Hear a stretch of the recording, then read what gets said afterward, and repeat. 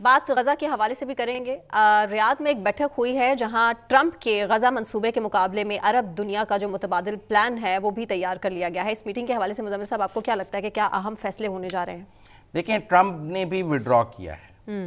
देखिए, ट्रंप ने का जो लेटेस्ट बयान आया है ये रियाज की बैठक के बाद, उन्होंने कहा मेरा प्रपोजल था, अगर आप लोग नहीं मानते तो मैं क्या करूं।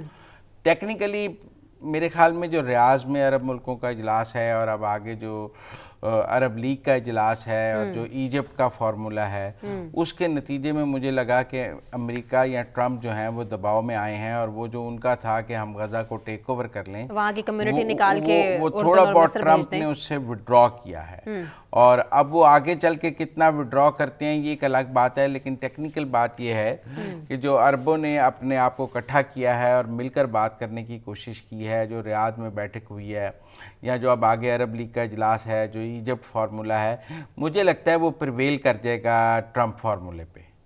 और ट्रंप को और अमेरिका को, इसराइल को उस फार्मूले को मानना पड़ेगा। आज वैसे तो दोबारा फिर कैदियों का तबादला हुआ है हमास और इसराइल के दरमियान, लेकिन टेक्निकल बात यह है कि वहाँ अभी कोई मुकम्मल सीज फायर भी नहीं हुआ। वो इसराइल स्ट्राइक्स भी कर रहा है।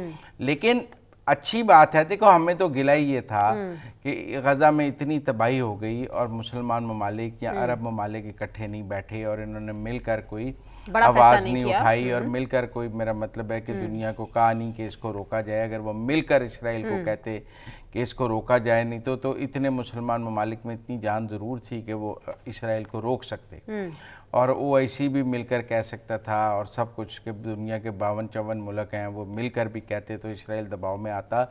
लेकिन टेक्निकली मुसलमान ममालिक ने गजा के हवाले से काफ़ी कमज़ोरी दिखाई है। लेकिन अब ये जो ट्रंप का प्लान है इसके ऊपर हमें कुछ किसी हद तक अरबों में एक यूनिटी नज़र आई है और वो इकट्ठे बैठे हैं और उसके बाद उन्होंने आपस के इख्तलाफात भी ख़त्म किए हैं और किसी हद तक हमें ट्रंप भी विड्रॉ करते हुए नज़र आए हैं। और वैसे भी ट्रंप की आजकल ज़्यादा तवज्जो जो है ना वो यूक्रेन की मिनरल्स पे है।